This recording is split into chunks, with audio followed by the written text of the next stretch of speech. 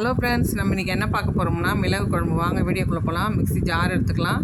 3 spoon மிளகு போட்டிருக்கேன், 10 பல் பூண்டு போட்டிருக்கேன், கொஞ்சம் கருவேப்பிலை போட்டிருக்கேன், 2 தக்காளி 2 வெங்காயம் போட்டிருக்கேன். நல்லா அரைச்சி எடுத்துக்கலாம். இதை நெல்லிக்காய் சைஸ் புளி எடுத்து கரைச்சி வச்சுருக்கேன், கரைச்சி வடிகட்டி வச்சுருக்கேன். இப்போ அந்த மசாலா போட்டுக்கலாம். இப்போ மசாலா சேர்த்துக்கலாம். 3 ஸ்பூன் மிளகாத்தூள், 1/4 ஸ்பூன் மஞ்சள் பொடி, 2 தக்காளி போட்டிருக்கேன். இதை நல்லா கரைச்சது தேவையான உப்பு போட்டுக்கலாம். இப்போ அரைச்சி விழுதையும் அதில் ஊற்றிக்கலாம்.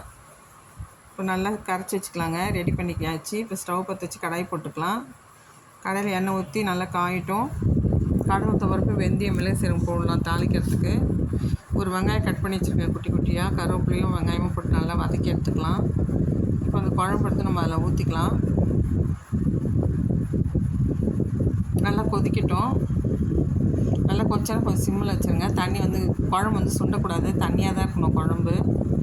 இது கோல்டுக்கு இருமலுக்கெலாம் நல்லதுங்க, ஜுரத்துக்கு நல்லது. இது சுட சுட சாப்பிட்டுட்டு ஒரு டம்ளர் சுடுதண்ணி சாப்பிட்டுட்டிங்கன்னா கோல்டுலாம் டக்குன்னு கேட்கும். நீங்களே ட்ரை பண்ணி பாருங்கள். பிடிச்சிருந்தால் லைக் பண்ணுங்கள், சப்ஸ்கிரைப் பண்ணுங்கள். Thank you friends.